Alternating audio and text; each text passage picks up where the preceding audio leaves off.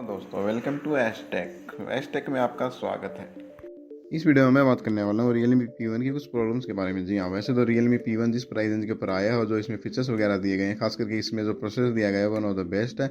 अगर आप performance centric smartphone चाहते हैं 15,000 रुपये के आसपास के प्राइस रेंज में, तो ये बेस्ट है। पर एक स्मार्टफोन में सिर्फ परफॉर्मेंस ही नहीं होती, इसके अलावा भी बहुत सारी चीज़ें होती हैं जो एक स्मार्टफोन को बढ़िया बनाती हैं। और मेरे हिसाब से इस स्मार्टफोन में कुछ ऐसी प्रॉब्लम है जो आप लोगों को जान लेना चाहिए, जो मेरे हिसाब से आपको किसी और यूट्यूब वीडियो में बिल्कुल नहीं देखने को मिलने वाली होगी, क्योंकि ज़्यादातर यूट्यूबर इस स्मार्टफोन की तारीफ ही करने वाले हैं। और आपको अगर इस स्मार्टफोन के फीचर्स प्राइस वगैरह जानने हैं तो आप अपनी वीडियो को पॉज कर लीजिए, वहाँ पर आपको सारी जानकारी देखने को मिल जाएगी। क्योंकि मैं आपको ये सब बता के टाइम खराब करने वाला हूँ नहीं, मुझे पता आपने रिलेटेड कई वीडियो देख ली हैं। तो मैं सीधे बात करता हूँ उन प्रॉब्लम्स की जो मुझे इस Realme P1 में नोटिस हुई। तो देखिए, सबसे पहली जो प्रॉब्लम मुझे Realme P1 में लगी है वो लगी इसकी डिस्प्ले से रिलेटेड। जी हाँ, वैसे तो इसकी डिस्प्ले काफ़ी शानदार है, एमोलेड वाली है, 120 हर्ट्ज की रिफ्रेश रेट भी सपोर्ट करती है। तो इसमें प्रॉब्लम ये है कि इसमें प्रोटेक्शन मेरे हिसाब से काफ़ी कम दी गई है। जी हाँ, इसमें आपको ना तो Corning Gorilla Glass 3 देखने को मिलता है, ना ही 5 देखने को मिलता है। तो आप अगर ऐसे यूजर है जो अपने स्मार्टफोन को बार बार गिराते रहते हैं, आपके यहाँ से गिरता रहता है, तो आपके लिए स्मार्टफोन नहीं है मेरे हिसाब से, क्योंकि इसमें प्रोटेक्शन काफ़ी कमज़ोर दी गई है।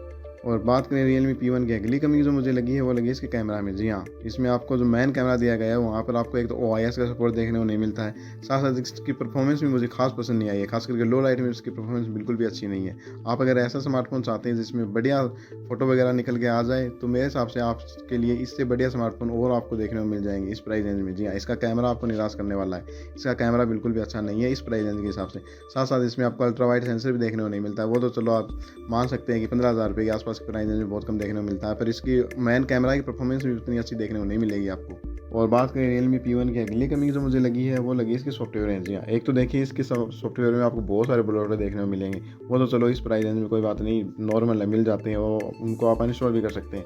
जो मेन प्रॉब्लम मुझे लगी है वो लगी इसका ऐप ओपनिंग क्लोजिंग एनिमेशन का मिसिंग होना। जी हाँ, इस स्मार्टफोन में आप जब ऐप को ओपन या क्लोज करेंगे तो वहाँ पर आपको किसी प्रकार कोई एनिमेशन देखने को नहीं मिलेगा। वो मैं इस स्मार्टफोन को काफ़ी बड़ी कमी मानता हूँ, क्योंकि एक एनिमेशन से आपका स्मार्टफोन स्मूथ देखने को मिलता है, आपको देखने में सुंदर लगता है, वो इस स्मार्टफोन में मिसिंग है, जो मेरे हिसाब से काफ़ी बड़ी कमी है स्मार्टफोन की। और बात करें Realme P1 की कुछ ऐसी प्रॉब्लम्स की जो है तो छोटी मोटी पर आपको रियल लाइफ में इफेक्ट कर सकती हैं।